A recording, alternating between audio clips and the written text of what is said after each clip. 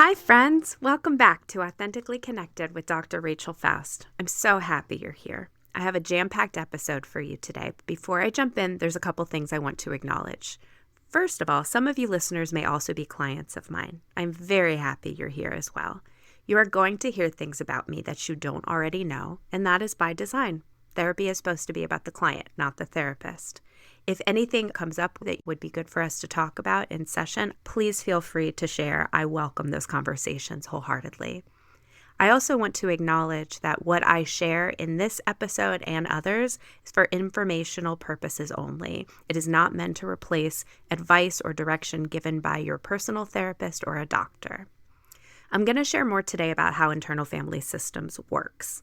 Last episode, I mentioned that I would do an episode just about IFS, but I realized that it would be helpful for me to also include the power of imagination and self-compassion too, since that's where it all began for me. So that's where I'll begin. I did not have access to the power of my own imagination in childhood. I was never one for imaginative play. I wasn't into dolls. I didn't like dressing up for Halloween. Playing pretend just wasn't my thing. It felt hard. It didn't come naturally to me.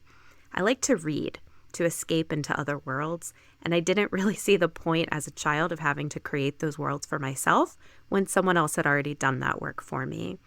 So it seemed self-evident that I just wasn't a creative person. That was the belief that I held about myself. But of course, I was wrong. My training and experience as a psychologist, but also my experience as a therapy client, have all helped me to recognize the unlimited potential of imagination. And I've learned to harness it and to benefit from it, help my clients benefit from it in some pretty incredible ways. There's visualization while grounding, clinical hypnosis, and internal family systems, IFS. First, with the visualization, imagining yourself in a place that feels safe and comforting, for example, while grounding yourself in that space. So noticing what your senses are experiencing. What can I see? What can I hear? What can I taste, touch, smell, feel? Allows our brain and our body to get the benefit as though it were actually happening. It calms the body's stress response. It activates the parasympathetic nervous system, which is our body's rest and digest mode, which over time can help reduce inflammation, enhance immunity, improve heart rate variability, and emotion regulation. These are just some of the benefits that come from visualization while grounding. That is literally using your imagination to make your health better. There's also clinical hypnosis, which I started my training in this past year, and I'm excited to dive in more in the future. It involves getting our brain into a theta wave state, which is where we go naturally when we are in a state of deep relaxation and also in sleep. When we're in that state, our brain is more suggestible. So we can take in information and actually create changes in our neural pathways that allow us to work through fears and phobias, behavior change like quitting smoking. The list is long of benefits of clinical hypnosis. And then there's internal family systems, IFS, which feels like a beautiful combination to me of visualization with a grounding component, while also using what feels a lot like a self-induced hypnotic state. Because when we go inside, we close our eyes and we connect in with our parts. That's also what hypnosis feels like to me. We can visualize parts inside of us and get in touch with what we're sensing in or around our bodies, which is the grounding component, and then engage in this internal experience that promotes so much healing and relief to our system. And what's really cool about IFS is that once our system has allowed access to the young parts of us that hold the deep pain and shame and trauma, we can offer those parts tools to no longer be stuck there. We can offer them a do-over where the outcome is different, or we can help them leave that space and go to a space that feels safer. We will feel direct impact on our nervous system in the moment and long-term positive impacts that come from this imaginative work. The benefits of this power of imagination when we use it effectively are endless. The other topic I wanted to include is self-compassion. When I learned about self-compassion, I was already a mom and I was already struggling. From the time my first child was born, I struggled with the weight of expectations, my own expectations from society around me, that all-encompassing mommy guilt that seemed to confirm what I already felt, which was that I was already messing it all up and would end up doing irreparable harm to my precious child. Postpartum depression and anxiety, anyone? Yes, that's exactly what I was dealing with. For me at the time, it was all focused on breastfeeding, which I was having a lot of difficulty with, and the tongue tie issues that my kiddos both had. And I was so focused on that, I was actually not able to do anything well because I was getting in my own way. And I was aware of how obsessive my thoughts were becoming, how irrational my fears were. And also I knew how important positive self-talk was for my own well-being, for my family's well-being, because a baby is only as healthy as her mom, right? Or dad, primary caregiver. And yet it was still so hard to stop the behaviors that were contributing to my struggles.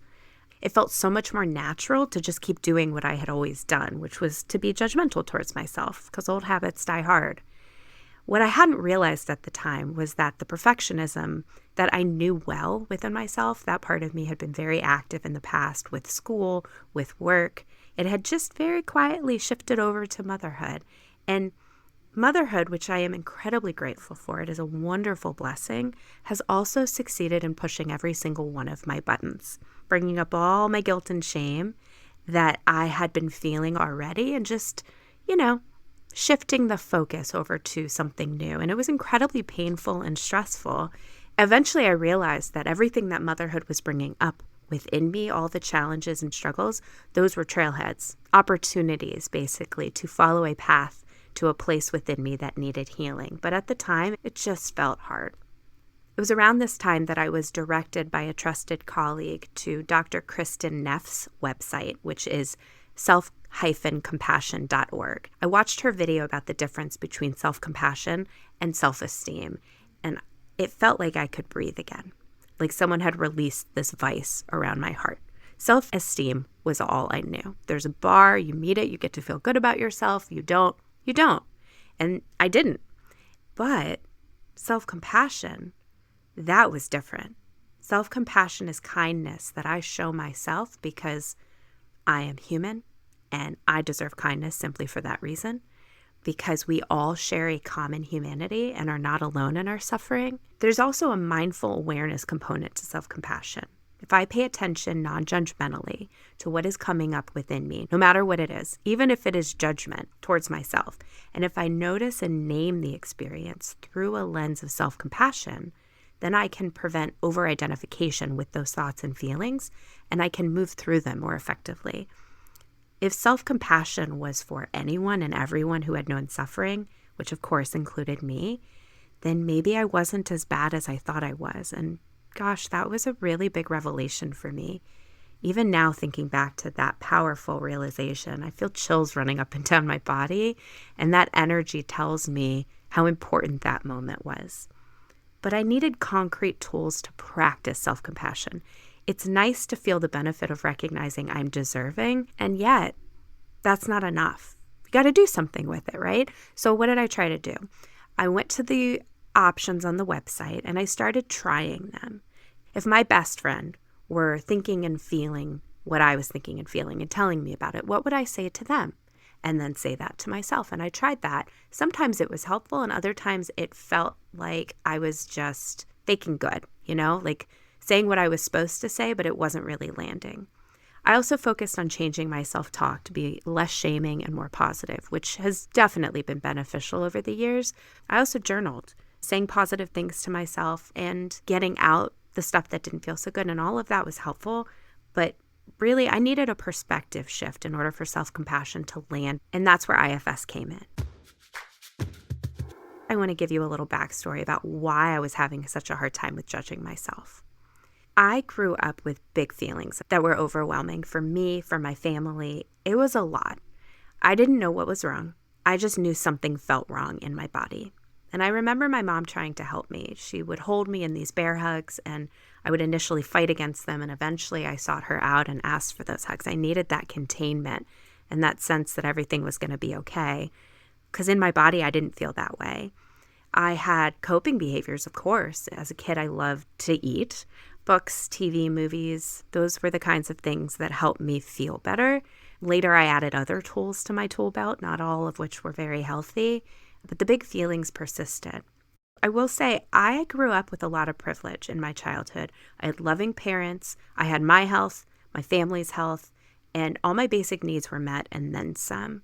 I never had to wonder where my next meal was coming from or if the lights were going to stay on. And those kinds of privileges I took for granted as a child, and I now view them with deep gratitude.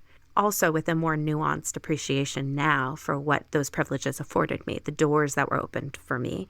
The fact that I'm sitting here right now talking to you on my podcast is a testament to what I was able to accomplish through my hard work, but also through circumstances that I happened into and that not everybody is fortunate enough to have. There were challenges, of course. My parents divorced when I was 13 and others as well, but that didn't seem like enough to create the kind of emotional pain that I was in. And sometimes I would tell myself that others had it worse, so what did I have to complain about? Why did I feel so bad inside my body when I had a good life? That's comparative suffering. I did that a lot when I was younger. I don't do that anymore. When I look at the suffering in someone else and I feel my own suffering, I know that both things can be true at the same time. They know suffering and so do I, and they're both valid. And suffer I did. Honestly, I didn't like myself. Because of that, I dealt with one mental health issue after another as a child, teenager, and even into young adulthood.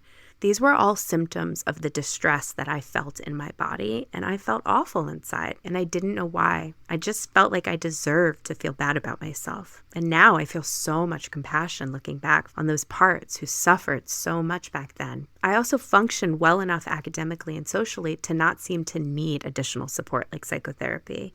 The thought was that I would grow out of those issues, and luckily I did eventually. But I'm also feeling compassion for my parts who were crying out for help during that time when psychotherapy wasn't mainstream. I wish it had been. I now believe, looking back, that I carried shame from a variety of sources. First, my own wiring. I had then and still have now sensory sensitivities that just made me uncomfortable sometimes. I believe my nervous system was dysregulated a lot in childhood. I was like an emotional sponge, picking up on the tension around me and just holding it in my body and not knowing what to do with it. There were family dynamics that also contributed. Compared to other brothers who seemed loving and protective, my brother wasn't, and so child me concluded that something was wrong with me, that I didn't deserve it. My parents divorced when I was 13, which of course brought all of the normal feelings associated with being a child of divorce. Sadness, fear, anxiety, guilt, anger. There was body image and diet culture as well. My body looked different from my peers, and I knew that when I was young. I didn't have thin legs. I didn't have a flat tummy. I'm quite muscular, and I always weighed more. And all of that just made me feel different. And then there were family messages, not directed at me, that made it clear that being fat was undesirable and an indication that a diet was in order. That was just the message that I picked up on. There was also the sense that exercise was a necessary evil and a means to that end of getting your body to look the way it's supposed to. And so movement for enjoyment didn't really ever seem like an option to me. And it's entirely possible that that was encouraged, and I just don't remember. The other piece was that I was raised in South Florida. It's hot and humid, and I don't like that weather, so I didn't want to go outside a lot. And I didn't move my body as much as a result, so I didn't have that outlet and that nervous system reset. So these are explicit wounds I can consciously recall, but there's more to the story. There are also ancestral and cultural layers. I know now that I carried shame into this world with me. According to the theory of epigenetics, the trauma that my ancestors experienced and the burdens that they took on impacted how my genetic makeup has been expressed. In short, I was born with some of the shame from those who came before me. There was inherited trauma from being Jewish and carrying the pain and fear of being persecuted throughout the ages. Also being a female and having to conform to expectations handed down by a patriarchal society. The list goes on, and I don't need to unpack it now to know that I'm not done unpacking it. There are more ancestral burdens that show up, beliefs that I question within myself about their origins, and then I realize only some of it is mine. Some of it feels like it is part of a larger collective burden that you may be carrying as well. These intergenerational wounds amplify shame and perfectionism. I view perfectionism as inherited coping. Those of us who learn perfectionism to cope receive it like it's a torch that's being passed on, like a duty. We have to keep striving for better, which when it motivates us can be super helpful. But the problem with perfectionism is that it's also a way to avoid feeling pain. It leads us to avoid pausing, sitting with discomfort that shows up. It leads us to seek external positive reinforcement, which has its place and is valuable, but then we're dependent on that. And so if we're constantly striving and then using harsh self-judgment when we fall short, then we never get anywhere. We achieve, we accomplish, but we don't feel good about it. And that was passed on to me because that was how some of my ancestors survived. I don't fault them for it. In fact, I see them as incredibly resilient, and me as well. Perfectionism has helped me a lot in my life, but it doesn't feel good at all. It really doesn't, because perfection is unattainable. Really, truly, there's only progress. So here's where self-compassion comes in. Self-compassion felt like a breath of fresh air. I remember feeling my shoulders gradually drop the more I learned about it, because what I realized was that it had the potential to help me replace the shame that I had been feeling for so long with kindness that I can show towards myself. And it meant that I didn't have to continue being my own emotional punching bag. But intellectual understanding was not enough. I needed active, embodied practice, and that is where internal family systems came in. IFS provided the tools and the perspective shift that allowed me to reach the parts of me who truly needed to feel that self-compassion. So let's talk for a moment about what a healthy family looks and feels like and what a less healthy family looks and feels like. Healthy is open communication, maintaining appropriate boundaries. Everyone is clear on their role within the family. And there is a sense that we're all on the same team working towards a common good, and every member of the family has value. A dysfunctional family has toxic dynamics, poor communication, poor boundaries, disconnection, unhealthy behaviors that prevent family members from meeting emotional needs of their own or each other. So when I learned about IFS, it was very clear to me that I had this toxic family inside of me. But what was new is that there was healing that could be offered to these parts of me. That was a game changer. It helped me so much just to understand the roles that the different parts within me had and how it all works. And that's why I'm going to share it with you in case it might be of use for you. First, though, let me share how IFS got started. It was developed in the 80s and 90s by Dr. Richard Schwartz, who is a family systems therapist. He was working with young women with eating disorders, and he picked up on this pattern he noted in their language. They would use parts language as they would share about what was going on inside of them, the internal struggles that they were having. And their parts did not always agree with one another. As he started getting to know those parts, he recognized the parallels between the family systems work that he was doing and his clients' internal families of parts. He started talking directly to the parts and learning more about them. And as he did, he recognized that they all had good intentions, but they didn't seem to be communicating very well with one another. The other piece that he picked up on was that every single person he spoke to, every single client had self-energy. He would get to a point where he'd ask, well, what part is that? And the person would say, well, that's not a part. That's just me. And every single person had that.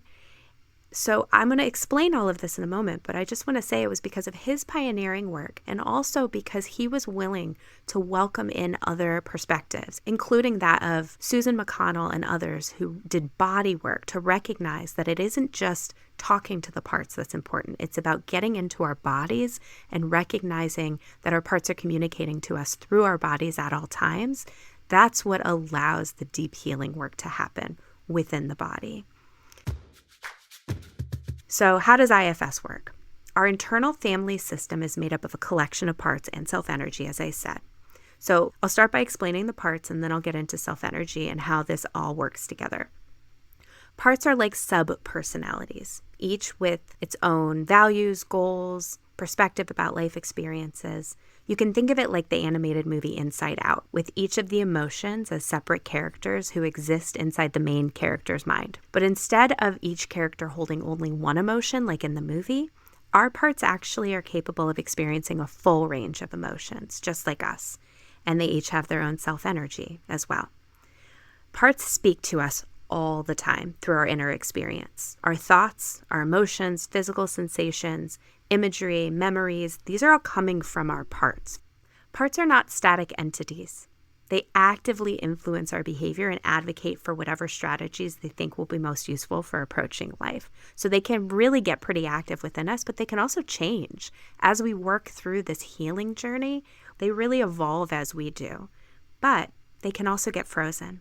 So when we go through a painful moment in our life, sometimes our parts who experience that moment get frozen in that moment, and they do not continue to age like we do. So they get stuck feeling disconnected from the rest of the system, and they don't realize that we have continued on with our life, aging and also developing more resources and supports. So our parts can need updating sometimes. Because our parts each have a role to play within us, they develop complex systems of interaction amongst themselves, just like we do in a family. And they can become polarized, which means they're at opposite ends of a rope that they're tugging on, each trying to influence your system in whatever way they think is best, not realizing that they both have good intentions and really are both trying to help in the only way they know how. It is worth mentioning that there are no bad parts. We never want to get rid of our parts, ever. They all have good intentions and they're all welcome, but the burdens can become more extreme over time because these parts who have taken on certain roles, beliefs, in order to protect our system because of what we've been through in the past or what we've brought into this world, they can work harder and harder, not realizing that what they're doing is actually creating the opposite of what they want. There's 3 different kinds of parts that have become burdened: managers, firefighters, and exiles. The managers and the firefighters are 2 different kinds of protector parts. With managers, their motto is never again. They're protectors who help us maintain control and feel safe by avoiding risk, staying away from anything that could trigger emotional overwhelm, and generally they just help us succeed in this world. They are prized in our society. Type A personalities, perfectionism, people-pleasing. These parts are incredibly useful when they help us achieve and stay productive, but they can become rigid and controlling when they become burdened by beliefs and experiences that push them to an extreme. Then there are firefighter parts, the other kinds of protectors, whose motto is, when all else fails. These are the protectors who spring into action whenever old familiar pain or discomfort gets activated within us or threatens to overwhelm us, often because a wounded younger part of us has become triggered. So these firefighter parts act powerfully and automatically, I'll say that again, automatically, to repress that discomfort and pressure that's inside of us. The reason I stress automatically is because we don't always feel like we have control over parts of us. Sometimes we do something and then we say, why did I do that? It's because a firefighter jumped in to say, hey, I got this. I'm sensing you need me. Here, I'm going to help you distract. Oh, why don't we spend some money? That's going to feel good. Or, hey, the substance might help me feel nothing, and that feels better, or something, and that feels better too. Maybe dissociation, or even thoughts about suicide. These are all firefighter parts that are reactive and impulsive, and they don't care about the consequences of their actions, not because they don't care about you, but because they feel like the house is on fire and somebody's got to do something. These are often the most judged and shamed parts of ourselves. And then there are the exiled parts. These are the ones whose motto is, don't forget me. These are usually younger parts of ourselves who have been rejected or traumatized, and they hold deep wounds and memories filled with terror and shame. These are the ones who are often frozen in time, in the moment when they felt the pain that they've been holding, and they've been hiding ever since for protection, or because our managers and firefighters want them out of sight. They want to keep them in the basement, so to speak, because they're afraid that those exiles will overwhelm. But when something in our present life triggers those exiles, they become more extreme because they want to be heard. They have a story to tell. They need to be witnessed, and they can flood us with their burdened shame and terror, often leaving us exposed and vulnerable. So, for example, if you are someone who is generally pretty confident, pretty sure of themselves, or pretty cool, calm, and collected going through life, and then something happens and you feel this overwhelming anxiety or fear or shame, that may be an exile who's been triggered within you.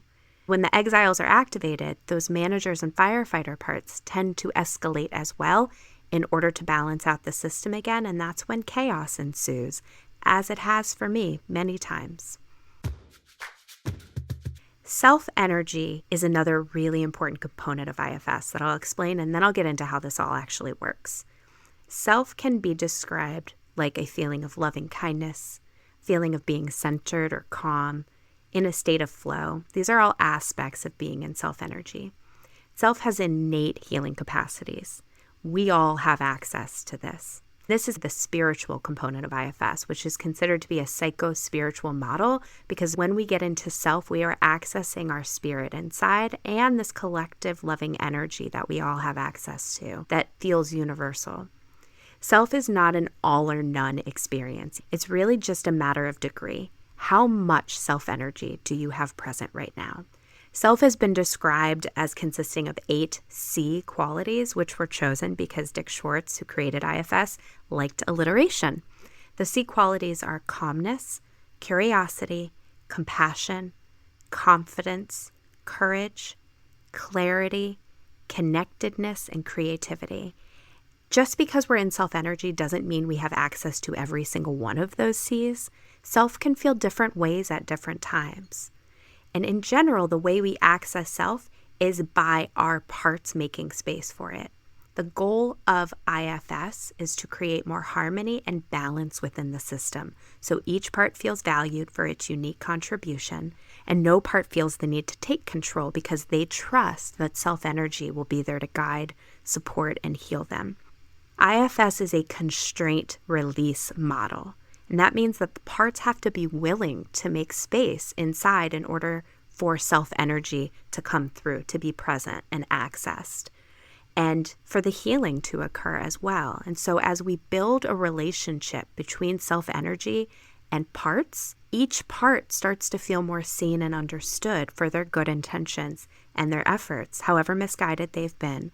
And as that happens, more trust builds in the system, and it becomes easier to help the parts relax back or soften, make space so that self-energy can shine through in any given moment, and we can become more self-led in our daily lives. So how does the healing actually happen? Once our protective parts have allowed self-energy to come through and connect with a young wounded part, the part can share his or her pain with the self-energy and feel witnessed and understood. And then the part can choose to release the burdens that this young part has been carrying to any of the elements, earth, water, air, fire. And then once that's done, they can welcome in positive qualities that contribute back to the system moving forward. Basically, the part can take on a new job or a new role in the system that feels more aligned with their loving nature. And that's how the healing occurs and the change happens. I'm going to shift back to me and my story for a moment to illustrate how IFS actually works. I had manager parts who pushed me to succeed in school, at sports, socially, at work. Burdened parts, including my perfectionist, my people pleaser, as well as unburdened parts, like the one who is just so enthralled with psychology and fascinated by human nature. My manager parts were really effective, both the burdened ones and the unburdened ones. I excelled, but there was a steep cost to it all. Something would happen in my life that would trigger my exiles, who held deep shame, and they would overwhelm me with this sense that I wasn't good enough, that I didn't belong, and that felt awful. So my firefighters would spring into action to put out that fire, whether through consuming, drinking, disordered eating, shopping, focusing on what I wanted but didn't have. I had a strong I want part for a long time. Or they would push me to dissociate. I would watch TV, scroll social media, read, even compulsively cleaning or caregiving, right? Disconnecting from my own needs, taking care of others. That can be from a firefighter or a manager. It really depends on what the intention is. I would feel momentarily better while doing these things and then far worse after. I'd become completely off balance and then even more ashamed because of the choices I had made while coping. Then my managers would work so hard to get me back on track. And they were always sure to shame me for getting off track to begin with and for the choices I'd made. And then on the cycle went for years. I want to pause for a moment and honor the parts of me who are reminding me right now that sharing about my history, about this cycle that I lived for many years, is true evidence of my healing. Shame kept me quiet about it for years. I wouldn't have dreamed of sharing this openly about my own history of pain in the past, and some of you may be wondering why I'm doing it now. I share now because I no longer carry any shame about what I experienced, because IFS has helped me put self-compassion into action.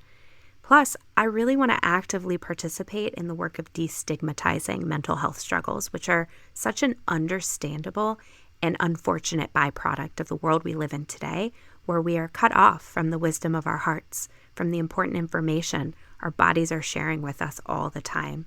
Sunshine is truly the best disinfectant. When we can talk about our suffering, our shame, when we can share and connect around it, we heal. So as I shine light on my own experiences, my own journey, I hope to show you that it's possible for you to do the same with your shame, with your pain. What hurts most is keeping it in. I see that there is a disconnect in our society that preaches self-sufficiency and prioritizes productivity above all else. It is truly connection that helps us heal. I see now how my pain came to exist and how I learned to heal it. And I believe that was not only for me, but also so I could pay it forward to anyone who cares to listen, so I can help others with their suffering too. So what did IFS do for me and my parts? Well, I should say that by the time I found IFS, I was no longer actively struggling as much, but I still carried so much shame. So after I learned about IFS, I started sitting with my parts, getting to know each of them as they arose. I recall the first time I did this, I was feeling a lot of anger. I closed my eyes. I welcomed my anger into conversation. Hey, anger, I feel you. I know you're there. You want to chat? And then I noticed how the part was showing up in or around my body. For me, it was tightness in my throat and chest. And so I named that. I feel tightness in my throat and chest. Is that you, anger? And just doing that, I felt it relax. It seemed like the part was using the tension to get my attention. And once the part knew that my attention was there, I was focused on the part, that tool was no longer needed. And so the tension relaxed, which was really cool. However, I've also tried going in with that intention, and parts don't like that because they feel like they're being manipulated. And so it's important not to have any intention other than just getting to know the part in a compassionate and curious way. Whatever a target part, meaning the part I was focused on, was sharing with me, I would notice my reaction to it. Sometimes it was another part who was reacting, perhaps a part who was judging that target part. So I would acknowledge the part who was feeling judgment and then ask that part for space. And then I would check again, how am I feeling towards that target part? And when I did this enough times, I would usually get to a point where I felt compassion for the part or curiosity to get to know it better. That's what a self-to-part connection feels like. And I just kept building on that. Over time, my protectors began to soften. Those parts became more open to my self-energy's efforts to get to know them better because they trusted that there was good intention there. No one was trying to get them to go away. No one was judging them. My parts became more open to my self-energy's efforts to get to know them. And slowly, those protective parts began to let me access the pain inside of me that they had previously protected me from. And they saw that I wasn't overwhelmed by it. I wasn't afraid of it. I was there for the parts no matter what they shared. And that's how we built a very trusting relationship inside of me. Eventually, my protector parts let me access a moment in my childhood that contributed to some of the shame that I felt. I witnessed what that young part of me had gone through, which was a comment that someone I cared about had made that really hurt me to my core. I hadn't realized that's where so much of my shame had originated, but my parts knew. My young part had been holding it for me for all of these years. My protector parts had been actively keeping this from my awareness to protect me from being overwhelmed by it, but not anymore.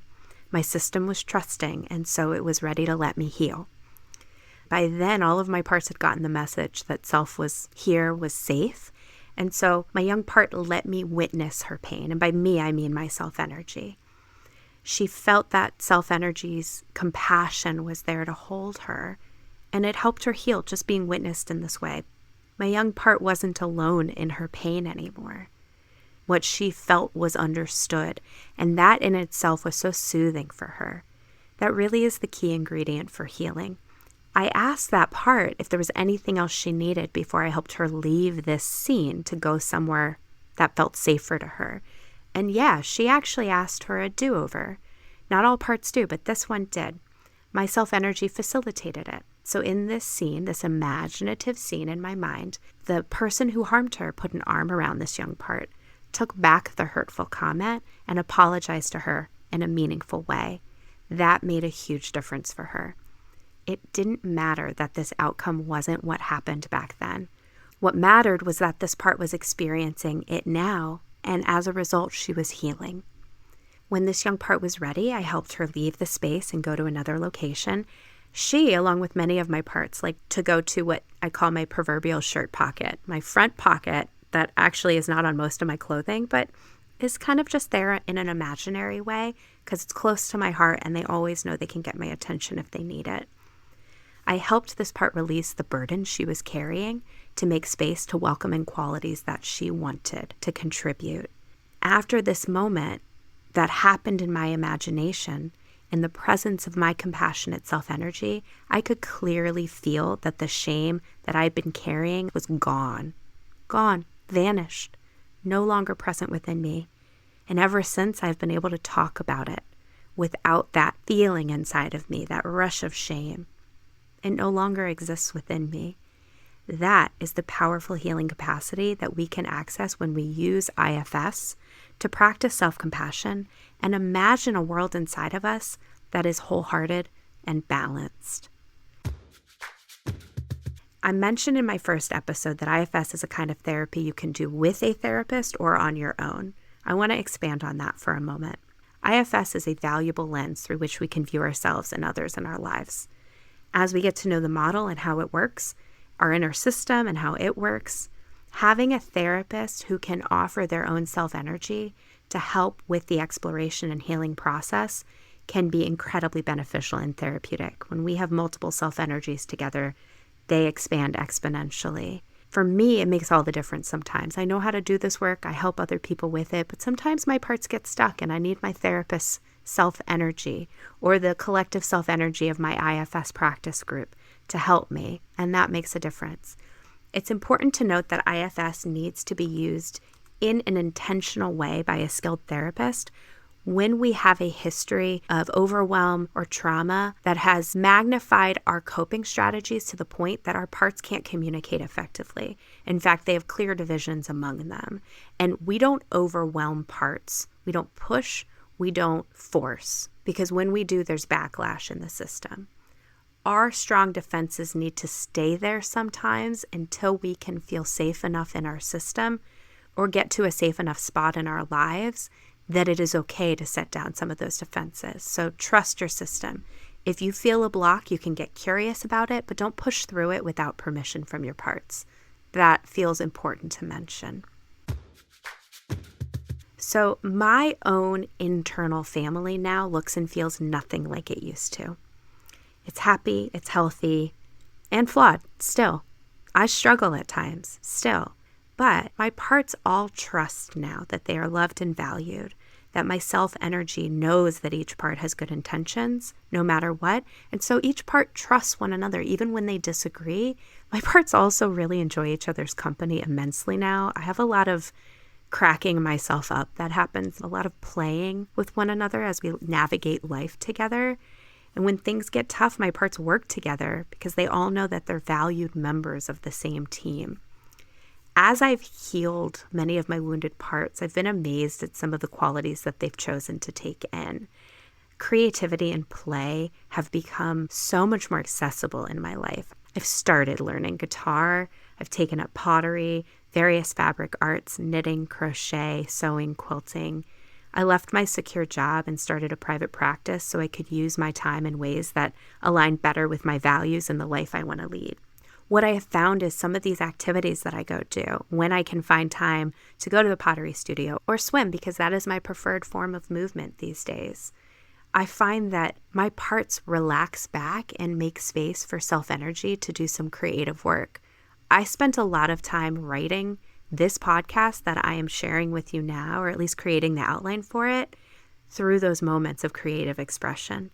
That is when things came to me. That is not how I used to create, but there's an evolution that's been happening within my system. As I welcome in these qualities, I pursue things in my life that feel good and make sense to me. I notice this growth that's happening, and that just feels nice. So none of this felt possible before, and now anything feels possible to me. I still have difficult times. I had moments this week that were just really hard when I couldn't access my self-energy. I would try, and I would find that my parts just had more to share, and so I let them. And then when they were finished, they made more space, and I still didn't feel great, and that's okay.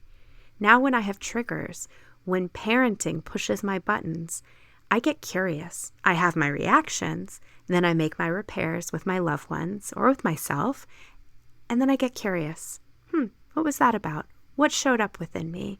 What is that a trailhead leading back to in terms of, is there healing that can be done, or is there just a part of me who needs to be heard and understood right now? Whatever it is, I'm down for it. I'm open because I have seen what staying open, what turning towards my parts and my system does for me, for my life, and also for my relationships. A wise woman once said to me, and I'm hoping she'll be on the podcast eventually, what's in the way is the way. And that is absolutely the case. So turn towards what is in the way and get curious about it. As a final note, I want to leave you with an image that came to me recently. Compliments of my active imagination that has actually been quite creative my entire life, whether I realized it before or not. I went for a walk following a conflict that left me feeling heated. As I walked, an image popped into my head of an hourglass that was slowly draining sand out of the bottom. Every step, more sand drained out, as though that uncomfortable energy that had just found its way into my body was slowly working its way out of my system. I found myself turning to look behind me, imagining a trail of sand containing all of my stress and frustration lining the sidewalk that I had just walked across. As I turned forward and continued walking, I noticed the sensation of that energy, that tension, draining out of me with every step. And pretty soon that hourglass was empty, and I just felt better. Now every time I walk, I think about that hourglass draining and the benefit of each step that is bringing me closer to energy that feels better and closer to a general sense of well-being. I welcome you to try this for yourself, or perhaps an altered version that works better for you, whether you're walking or riding a bike or running, or even just walking from the couch to the kitchen. Right? Whatever works for you, whatever allows you to help energy that doesn't serve you to drain right out of you, leaving space behind to welcome in self-compassion, and whatever is aligned with your highest good. Thank you so much for listening, my friends. I really appreciate you. Namaste. Take care of yourselves. Till next time.